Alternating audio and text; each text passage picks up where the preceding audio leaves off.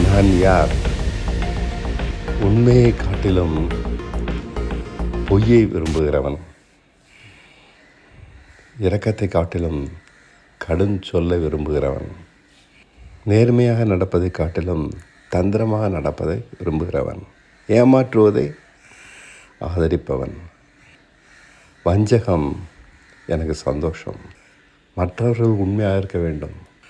குறை கண்டுபிடிப்பேன். என்னுடைய குறை என் கண்களுக்கு தெரியாது. என்னுடைய தீமை எவ்வளவு என்று எனக்கு தெரியாது. என்னை குறித்து உயர்வான எண்ணங்கள், அது பொய்யாக இருந்தாலும் அதை விரும்புகிறேன், அதை வைத்துக்கொள்கிறேன். மற்றவர்களை குறித்து கேவலமான எண்ணங்கள், அதை விரும்புகிறேன்.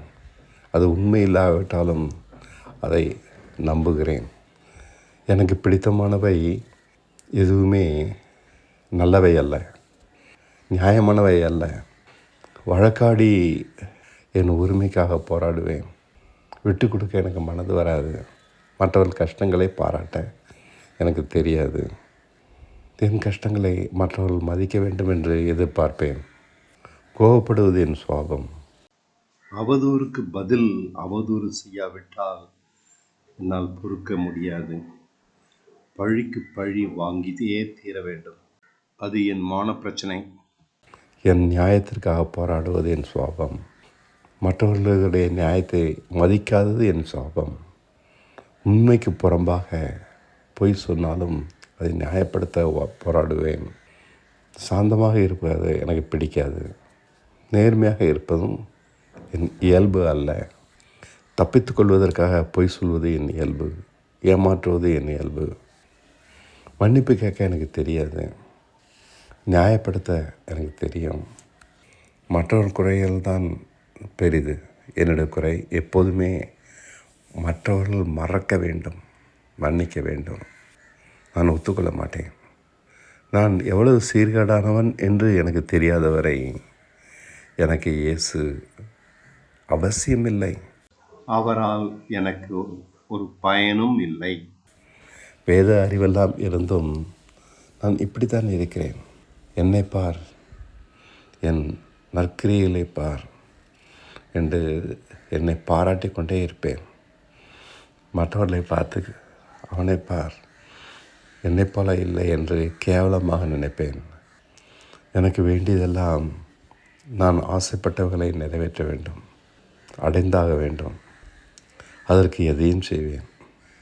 எவ்வளவு தூரம் வளைய வேண்டுமோ வளைந்து கொடுப்பேன். நேர் வழியெல்லாம் எனக்கு பழக்கமில்லை. வளைந்து நெளிந்து வாழ்வது அவசியம் என்று நினைக்கிறேன். என் புத்தி பலமானது. பணத்தை முதலாவது விரும்புகிறேன். தேவனையும் பக்கவாட்டில் விரும்புகிறேன். 24 மணி நேரமும் எப்படி சம்பாதிப்பது, சொத்து சேர்ப்பது என்பதுதான் என் கவலை. இயேசுவின் கற்பனைகளையும் அவருடைய உடன்படிக்கையையும் மறந்தே விட்டேன். மலைப்பிரசங்கம் அது என் கவனத்தில் இல்லவே இல்லை. என் சாதனைகள் திறமையானது. என்னை நான் அதிகமாக நம்புகிறேன். என் பலத்தை, என் திறமைகளை. இதற்காக திறமையானவர்களை என்னோடு சேர்த்துக்கொள்கிறேன். அதிகாரிகளை என் வலைக்குள் வைத்துக்கொள்கிறேன். நான் அவர்களுக்கு உதவி செய்தால் அவர்கள் எனக்கு உதவி செய்ய வேண்டும் என்று எதிர்பார்ப்பேன்.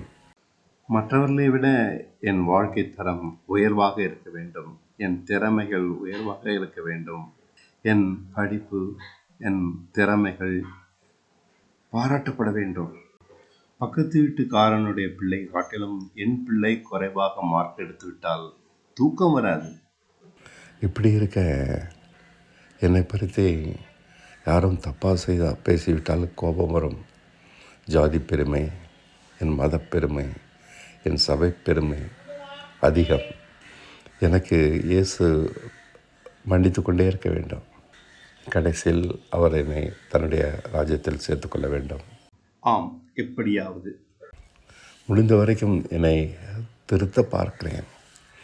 சின்ன சின்ன தவறுகளை பார்த்து திருத்தி கொண்டதாக எண்ணிக்கொள்கிறேன்.